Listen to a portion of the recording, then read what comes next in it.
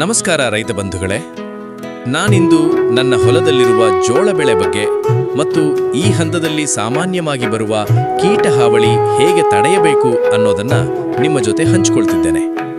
ಈ ವಿಡಿಯೋ ಕೊನೆಯವರೆಗೆ ನೋಡಿ. ನಿಮ್ಮ ಬೆಳೆ ಸುರಕ್ಷಿತವಾಗಿರೋ ಹಾಗೆ ಸರಿಯಾದ ಮಾಹಿತಿ ಸಿಗ್ತದೆ.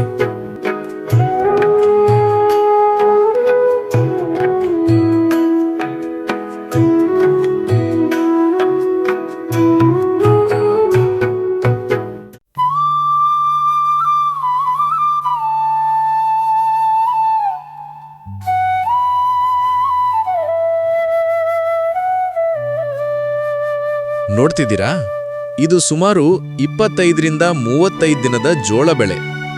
ಈ ಹಂತದಲ್ಲಿ ಬೆಳೆ ವೇಗವಾಗಿ ಬೆಳೆಯುತ್ತೆ. ಅದಕ್ಕೆ ಚಿಟ್ಟೆಹುಳು, ಎಲೆ ತಿನ್ನುವ ಹುಳು, ಕಾಂಡ ಕೊರೆಯುವ ಕೀಟಗಳು ಹೆಚ್ಚಾಗಿ ಕಾಣಿಸ್ಕೊಳ್ತವೆ. ಈ ಸಮಯದಲ್ಲಿ ಗಮನ ಕೊಡದಿದ್ರೆ ಮುಂದೆ ಇಳುವರಿಯಲ್ಲಿ ದೊಡ್ಡ ನಷ್ಟ ಆಗಬಹುದು.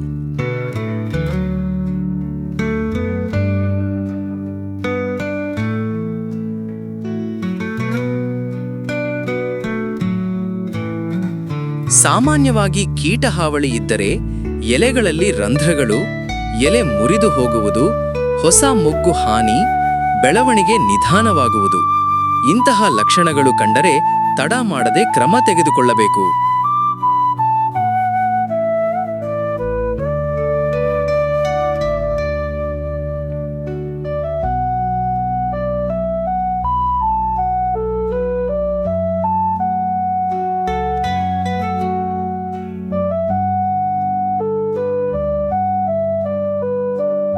ಔಷಧಿ ಸಿಂಪಡಿಸುವಾಗ ಹೆಚ್ಚು ಮಾತ್ರೆ ಹಾಕಬೇಡಿ.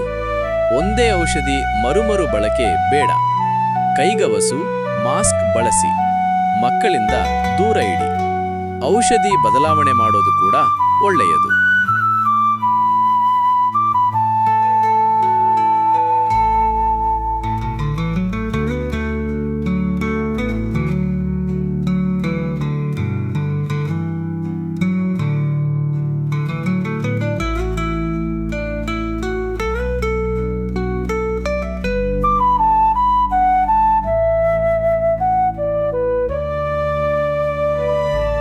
ಈ ರೀತಿ ಸರಿಯಾದ ಸಮಯಕ್ಕೆ ಸರಿಯಾದ ಔಷಧಿ ಬಳಸಿದರೆ ನಮ್ಮ ಜೋಳ ಬೆಳೆ ಆರೋಗ್ಯವಾಗಿದ್ದು ಉತ್ತಮ ಇಳುವರಿ ಕೊಡುತ್ತದೆ.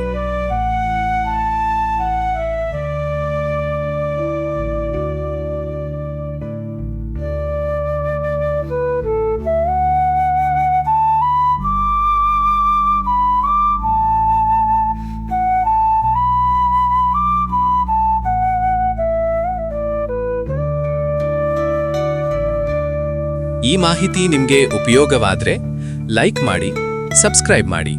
ನಿಮ್ಮ ಅನುಭವ ಅಥವಾ ಪ್ರಶ್ನೆಗಳನ್ನು ಕಮೆಂಟ್ನಲ್ಲಿ ಬರೆಯಿರಿ.